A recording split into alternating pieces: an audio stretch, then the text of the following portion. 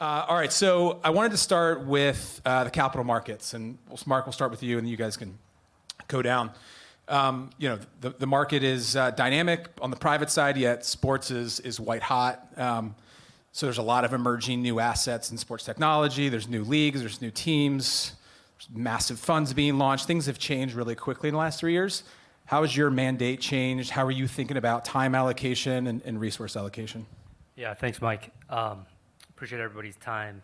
I'd say two things. On the white hot point, I want to spend a second there and then come on to the mandate piece. On the white hot point, so before I joined Endeavor and TKO, I was actually at Silver Lake Partners, the private equity firm, back when we did our initial investment in what was then just the WME talent agency business. And back then, the trend that we had identified, sounds obvious now, was that there's a supply-demand imbalance where technology basically is increasing the demand for premium content, be that scripted content or live sports, but the supply of this kind of content is relatively fixed, right? And so we wanted to align ourselves at Silver Lake as close as we could to that supply side, right? And as far as I'm concerned, over the last 12 years, and I think for the foreseeable future, that demand and that trend will kind of continue to hold. On the mandate piece, the simple way I'd respond to your question, Mike, is a lot of our investments and activity you can put into one of two simple buckets that are mutually reinforcing. The first bucket is best-in-class capabilities. So we started off with the WME talent rep business. We added the IMG business, so that's content production, that's rights distribution, sponsorship sales, so on and so forth. We bought the on-location premium hospitality business. We bought the OpenBet sports gambling platform. So we're adding best-in-class capabilities to serve partners. The other kind of big part of the mandate is leveraging those capabilities to really grow the assets that we own, so the IP ownership. That's the second big bucket. So we've done things on the smaller side, like a PBR. That was one of our earlier forays into ownership. And then bigger things like the UFC and WWE over time. Paraag. Yeah, I think you guys have done a ton too, right? Yeah, we have. And there's been, I think the recent flood of interest and investment in sports is really because, in my opinion, sports is still, 10 or 15 years behind your traditional Fortune 50 businesses that are run via data and needing to innovate, survive or die, that type of mentality. Sports has historically been such an insular industry, an industry that was, is based on who you know, not what you know, that got you into the business. In many ways, it's still like that, unfortunately. But because of that structure, it's just that we haven't had a lot of efficiency in the business. And you've seen now kind of a big change over the last decade or two where now you see sports teams transacting more frequently. Even the NFL, potentially, finally taking private equity. And as a result of that, and at these higher valuations, they need to be more efficient. And how are you more efficient? It's, okay, let's use data and figure out, how to monetize our fans better. Let's use data on how to figure out how to get better players, how to play better chess during the actual game itself. And we're finally getting a little bit more advanced.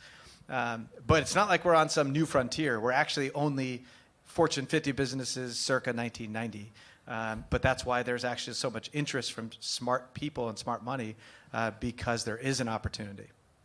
Just pressing on that a bit, because you guys mentioned private equity, and then I want to hear from you, Tucker, with your experience at Allegiant and now what you're doing at Fanatics. But with private equity coming into it, there's going to be pressure for liquidity, right? I'm going a little off script, but how do you guys think about long-term liquidity when traditionally in sports business model, liquidity is just when you sell a team, right? And dividends are reinvested back into the team. So with the entrance of private equity, there's going to be compression around how do we get liquidity. I'm just interested in your thoughts on that. Yeah, I think a couple things. One is sports is a great non-correlated asset, right? So somewhat recession-proof, at least. It's sort of through difficult times has shown that. You could also, there's dividends and profits to make. But let's also remember that even for a private equity person, even for somebody who's coming in and needing to make sure they get good ROI, it's still pretty darn fun.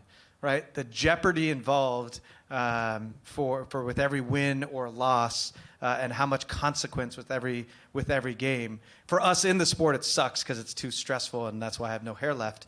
But it is still a lot of fun. And now with private equity and other things, you don't need to just sell the team to make money. You can, you sell minority stake of the team, you capitalize and monetize some, and then you reinvest some in the business. That's kind of the approach we took with Leeds and investing a little bit more over time before we took full control. So there's lots of different ways. Beautiful.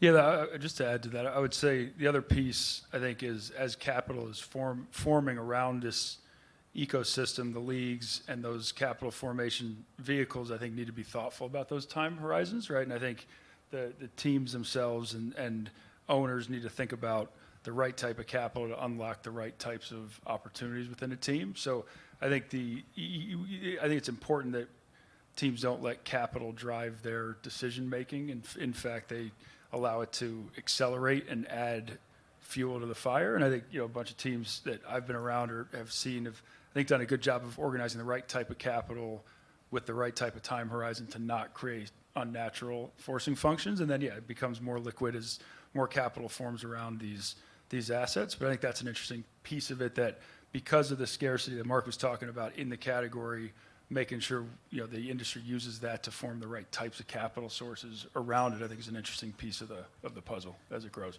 Do you think on your scarcity piece, because there's scarcity in this asset class, that will help with potential sort of conversations around bubble valuations and valuations just sort of being crazy, that because there's scarcity that can work against that force?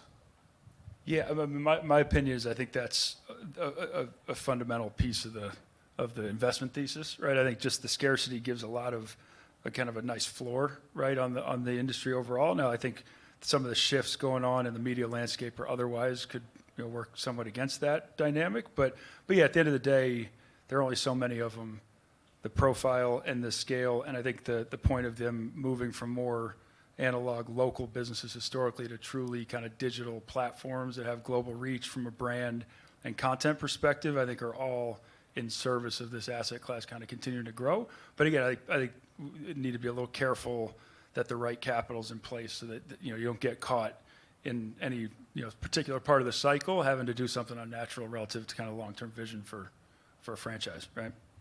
Yeah, if I could add to that, I think we've been talking about a bubble, premium content bubble, for years, right? I don't think it's popped yet.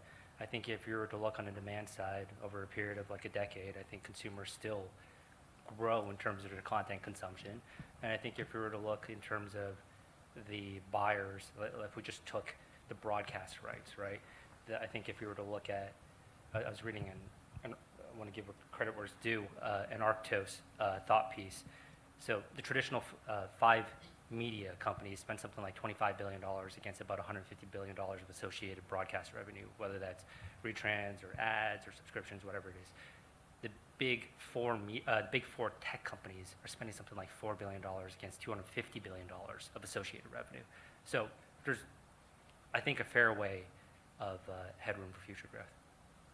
Which would then play into sort of the media rights conversation. There's still a lot of margin there left against that content, yeah. And we're still in the early days, whether it's Netflix and WWE, whether it's NBA and Amazon. I mean, I think we're in the early innings. Right. Yeah.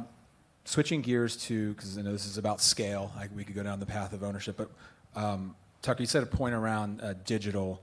When we were talking, you were talking about what some of the work you're doing at Fanatics. I think you said you had 9 billion different attribution points within your data warehouse.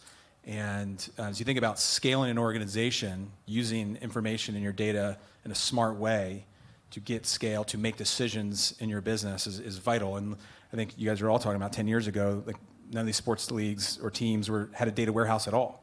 And now data is such an important part of what we're doing. How are you thinking about the data you have at Fanatics? You have so much of it. And how are you sifting through it and then using it to grow your business? Yeah, I think it's a pretty great spot to start from with the volume of data, but I think the biggest challenge is figuring out what signals actually drive behavior and how do you actually leverage it to create better digital or physical products for consumers and for fans overall. So we spend a lot of our time really thinking about what are the core data points that will matter to kind of the next best behavior, right, from a consumer. So how do we, especially as we scale our platform beyond our original merchandise business and have added the trading card and collectibles piece and the online sports betting piece, starting to be able to kind of leverage that data to surface an experience that a fan will value based on their profile and what they care about. So making sure if we have a Niners fan, we're servicing the right Niners gear or the right opportunity to bet on a Niners game or whatever that might look like. So while the volume of data is a great place to start with, really trying to figure out which components, which pieces of data indicate the most, kind of interesting drivers of intent.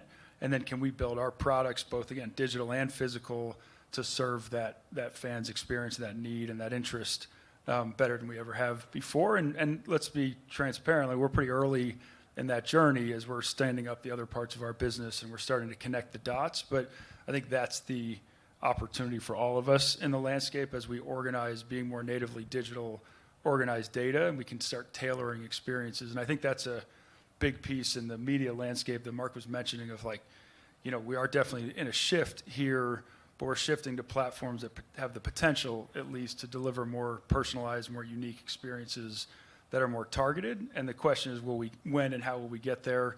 Who will kind of lead the way, and how will leagues kind of make sure they lean into that to drive the continued value from an underlying media perspective, right? Yeah, it's hard, right? So basically, to play that back, you want to serve your fans the products and experiences they want, and you use the data to get that information instead of just, spraying and praying, right? And then, when you're in the ownership business of whether it's Leeds or 49ers or PBR, UFC or WE, you're in the business of serving your core fans, but then you also need net new fans to build your audience, right? To grow revenue and to scale. How do you guys think about data aggregation and thinking about what to serve, using the data to serve your current fans, but then also using that data to capture new fans? I don't know if you guys have gone that deep, but you guys on the ownership side would be interesting, just for my own edification, to hear that. I'll go first, if that's all right. So with our ownership of Leeds United, we have something interesting, unlike what we have at the 49ers, which is that we can monetize our brand globally. We own our rights and marks around the world, whereas most U.S. sports teams, you only own it in your local geography, and the league owns it around the country or around the world. So that gives us a unique opportunity to connect with our fans around the world, whether it be content, merch, whatever it is. Like, we actually have the ability, if we knew which buttons to push, to be able to connect with everybody. There is a cautionary tale that I do want to step in and say here, though, is that you still, both on the business side and the team side, I'll talk about both, that you don't want to over data this thing. What I mean is, there is still a special emotional, romantic connection between fan and team and sport. And you don't want to make something so mechanical where a fan feels like they're being monetized from every step of leaving the door to coming back to their house. It has to be natural and organic. And so there is somewhat of a delicate balance there. We talk so much about what's the lifetime value of a customer, how do we do this and that. It still has to be fun and emotive for the fan to enjoy his or her experience with that team. It's the same thing as we talk about the use of analytics and data in player evaluation or on the sporting side, because at the end of the day, someone might empirically be the most gifted player in the draft or have the best traits for success. But so much is still scheme specific, at least in football. So much is still in here and what makes a player tick. Does that player have the mentality of, I'm going to succeed or I'm going to die trying? And some of those things are still not measurable. So there is a balance even on the team side between really trying to figure out what makes a player tick with all the empirical data that tells you he's going to be a good player. Yeah. I'll take the question in two different ways, Mike. So from an Endeavor standpoint, we have a group called Endeavor Analytics. We buy something like 70 different data sources. We have probably 50 to 60 staff on that team, and that seeds data insights to whether it's our WME talent rep business, whether it's our IMG sports business, whether it's our on-location business, whether it's UFC or WWE. We're seeding those insights across the piece. if I were to take UFC specifically, one of the things that we talk about is, we have hundreds of millions of fans around the world. But if you were to look at where our monetization comes from, the vast preponderance comes from the US, right? So how do we unlock the monetization potential in the rest of the world? And that's why you see us do things like what we call these UFC performance centers. We just launched one in Mexico a couple months ago, and the desire is to grow homegrown Latin American talent that those audiences can relate to, and hopefully over a period of time, we're growing into and building those markets. I think something that's really interesting, I'm going to take the other side of what Paraag said, is if you were to look at a UFC octagon, you notice, a dozen logos, right? If you were to look at a WWE ring, you'd see no logos today until we signed that Prime Hydration deal fairly recently. So I think that there's an opportunity to think about the end market of sports isn't necessarily just the way it's designed and archetyped today. There's opportunities to do things that are creative, but to Paraag's point, you have to balance the money-making bit of it with the fan authenticity bit of it. I love that. I was talking to a private equity investor recently who does mostly consumer investing, and he said they want to get into sports. And I was like, well, why do you do that? Why do you want to get into that? And he's like, well, I've never seen the lifetime value of a consumer be like 100 years or 50 years like this is in sports. If one of my portfolio companies can get a customer for 3 to 4 years, I'm high-fiving. And sports has 50, 100, like the lineage keeps going on. So, Paraag, to your point around let's not overdata this, and there's a storytelling element to this. It's really, really interesting. And something that you talked about when we were catching up last week was understanding fan sentiment and how much does that play into decisions you're making. I know for me, Paul and I spend too much time sometimes reading comments on social, and that's why I have zero hair. But thinking about how do you absorb fan sentiment, what ways, and then how is that adjusting potentially some business decisions that you might be making? And if you guys have other comments too, I'd love to hear them. Yeah, I think it's understanding the life cycle of where you are as a club. I mean this kind of competitively speaking, performance-wise, because fan sentiment, when expectations are really high, you need to go, you obviously need to deliver on those expectations. But sometimes when expectations may not be as high, meaning you're an expansion team or expansion league, or you just had the first pick of the draft, you're selling hope, right? You're selling something different. You're not selling wins and losses performance. You're selling progress and hope. And when you have those opportunities, you have a little bit of a better differentiated opportunity to do things with your fans, to connect with your fans, because you're not focused on, all right, these comments are going to be really crappy if we lose this Sunday's game. It's more focused on the long term. And so I think it's really around understanding the life cycle of a team. At the 49ers right now, for example, we are in a life cycle where we should be as competitive as any team in the league for a chance to compete for a Super Bowl, right? So it's a different sort of cadence we take with our fans than if we had the number one pick in the draft. Different set of expectations and things like that. We talk about this on the sporting side, on the performance side as well, where if you're a team that you're not really in a position to be able to compete for a championship, then why are you going out and signing 10 free agents? Because you're probably not there. So if they're going to make the difference between being a 4-win team and a 6-win team, what's really the point of that, right? Maybe save those bullets, especially if you have a finite, in a salary cap situation. Save those bullets for when you have a chance to go for it. And a lot of times, understanding where your fans are in the life cycle will help guide kind of better decision making. Yeah, I was just going to add, I think the fan sentiment piece is foundational in what this is all about, right? I think, if you're not living in the comments, even though it can be a little nasty in there sometimes, but I think you got to be open to hearing that stuff and get the feedback. And we've talked a little bit about data up here, and all of what we do relies on data in a lot of ways. That's just another data source that I think is, if listened to, if understood, if digested and reacted to, I think there's a ton of signal. There's obviously a ton of noise, but obviously at the end of the day, all we're trying to do is create, better experiences that are more valuable, more exciting, more interesting. We've got the best product in the world, selling sports broadly, but I think it's a really important piece of this where you can't get, you can't get too kind of tied into the data without the qualitative piece of it. And I think one of the things, we've been pretty transparent around at Fanatics is we try to take a lot of feedback and kind of iterate quickly around it and really kind of take what fans say and try to do better. And again, we'll never get it perfectly, but over time, if that's part of the mission and part of the core values of the business, it just gives you a framework to make decisions. I think is even more important than any individual data point is, are you on this road to kind of enhance the fan experience at everything you do? And if you do, and I think a lot of us at Fanatics are sports fans ourselves, so it's a pretty natural kind of question to ask. So if you have that mentality, if you're open to the feedback and you can ingest that into the organization, I think you can make a ton of progress and drive a lot of value for sports fans, which in turn, is something that we can obviously monetize on our side, right?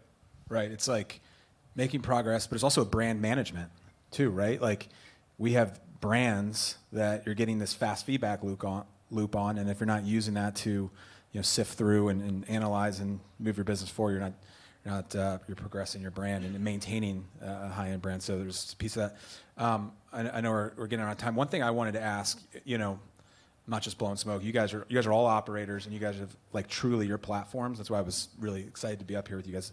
Done like really trailblazing things, whether when you were at the Dodgers or Legion, or what you've done for 49ers Enterprises, or what you've done at Endeavor and building these incredible businesses, buying businesses, rolling them up.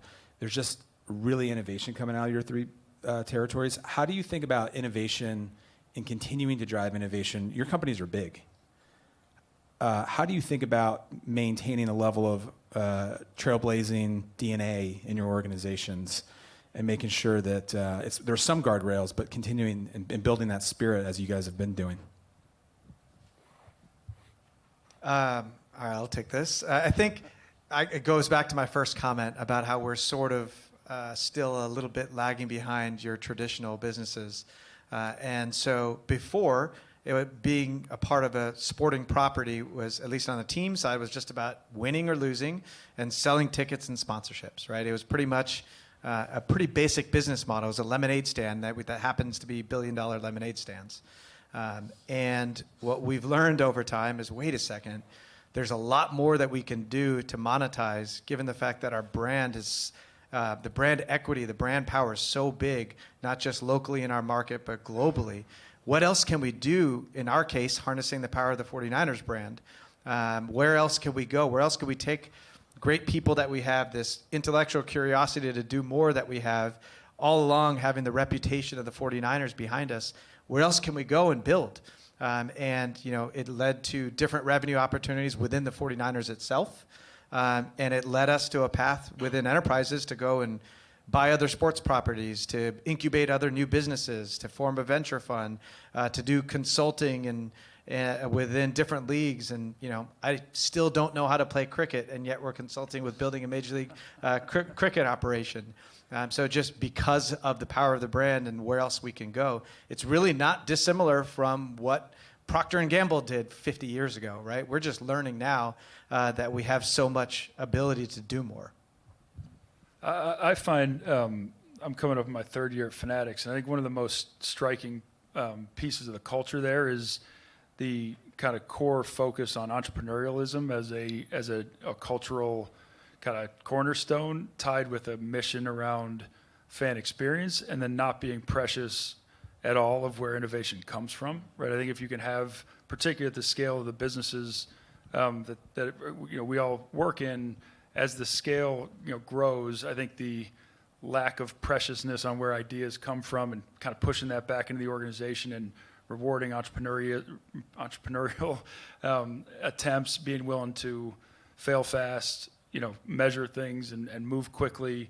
And I think that's one of the things that will be one of the biggest indicators of our success long term is, can we avoid losing that entrepreneurial spirit and not be afraid to test things that are in line with our mission of driving the fan experience and being a value add to the overall ecosystem. So I think trying to